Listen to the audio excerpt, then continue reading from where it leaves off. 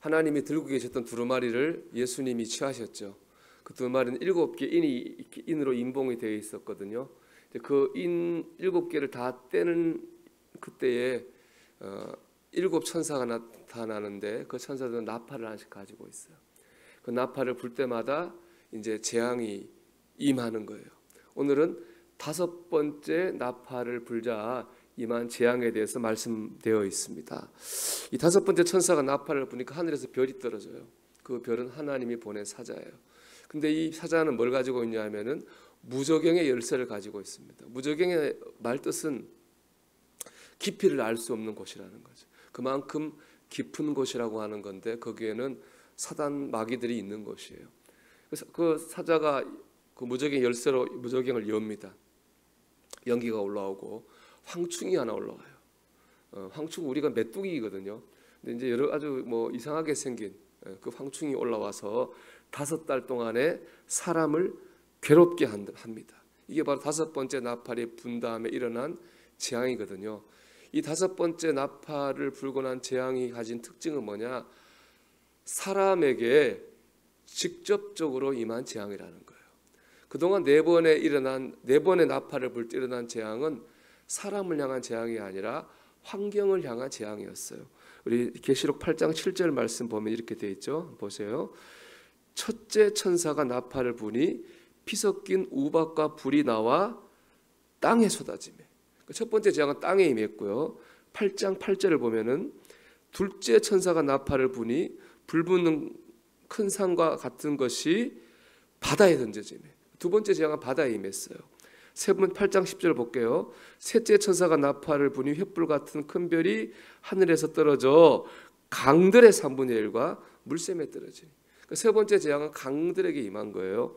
네 번째 8장 12절 말씀 보면 넷째 천사가 나팔을 부니 해와 해 3분의 1과 달 3분의 1과 별들 3분의 1이 타격을 받아. 네 번째 재앙은 어디 있습니까? 저 하늘에 임한 거예요. 해와 달과 별에 임한 거예요. 이 네 번의 재앙은 전부 다 어디에 임했느냐? 우리의 환경에 임한 거예요. 요즘에 우리가 기후 변화, 환경 위기 하는데 이것 보면 참 정말 그런가 그런 생각도 들게 돼요. 그런데 이렇게 하나님은 4번의 재앙을 환경에다 주셨는데 5번째 재앙은요, 황충을 통해서 사람을 직접 5달 동안 괴롭히셨어요. 근데 이거는 계시록뿐 아니라 하나님이 재앙을 내리시는 일반적인 패턴이에요. 출애굽기를 보면은 하나님께서 바로 왕에게 이스라엘 백성을 보내라 하시는데 안 보내실 때 깨닫게 하시려고 10가지 재앙을 내리잖아요. 근데 사람을 향한 재앙은 언제입니까? 제일 마지막에 직접 내린다고요. 그 앞에는 다 뭡니까? 환경에 내리는 재앙이었어요. 하나님 먼저 환경을 치신다고요. 마지막에 사람을 치는 거예요. 왜 그렇게 하실까요? 환경을 통해서 사람이 깨달으라는 거죠. 환경을 통해 깨닫게 하시는 거예요. 그렇기 때문에 사람을 치지 않고 환경을 치는 겁니다. 이 계시록을 봐도 5번째 나팔 부고 일어난 재앙이 마지막 재앙이 아닙니다. 최후의 심판이 아니에요. 아직까지 많이 남아 있어요. 그러니까 이 5번째 나팔 재앙을 통해서 깨닫고 하나님께로 돌아오라는 것입니다.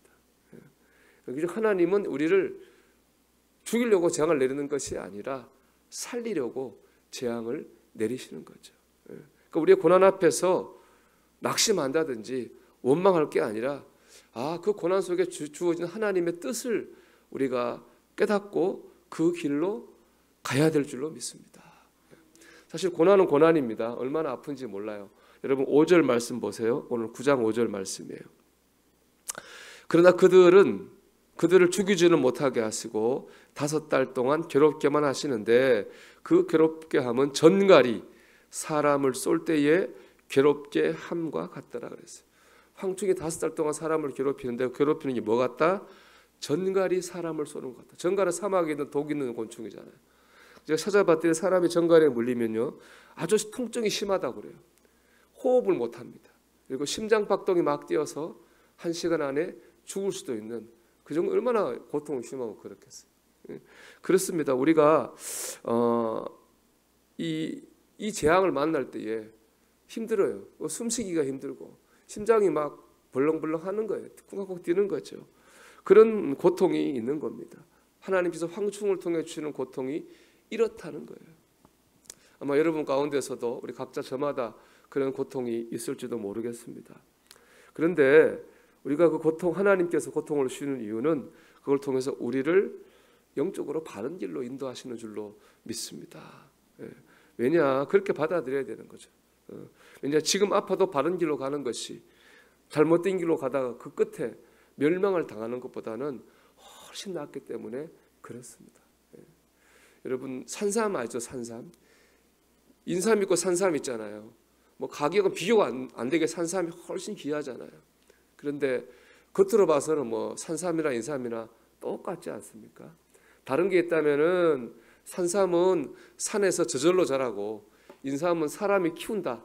이거 차이만 있지 외양은 똑같잖아요. 근데 가격의 가치는 확 다르죠. 보면 인삼은 사람이 돌보는 인삼은요 6년을 넘기지 못한다 그래요. 그래서 다 썩기 때문에 그 전에 캐야 됩니다. 근데 산삼은 산에 자라잖아요. 눈과 비를 맞고 어떻게 자라는지도 모르죠. 근데 6년을 지나도 썩지 않는데요. 수십 년, 수백 년을 가는 거죠. 그러면서 인삼에게는 없는 40가지 성분이 산삼 안에 생기게 된답니다. 그 산삼은 귀한 가치를 가지게 되는 거죠. 고난 앞에서 우리 이런 마음을 가져보면 좋겠어요. 하나님이 나를 산삼으로 만들려고 하시는구나. 하나님이 나를 인삼이 아니라 산삼이 되게 하시려고 하는구나.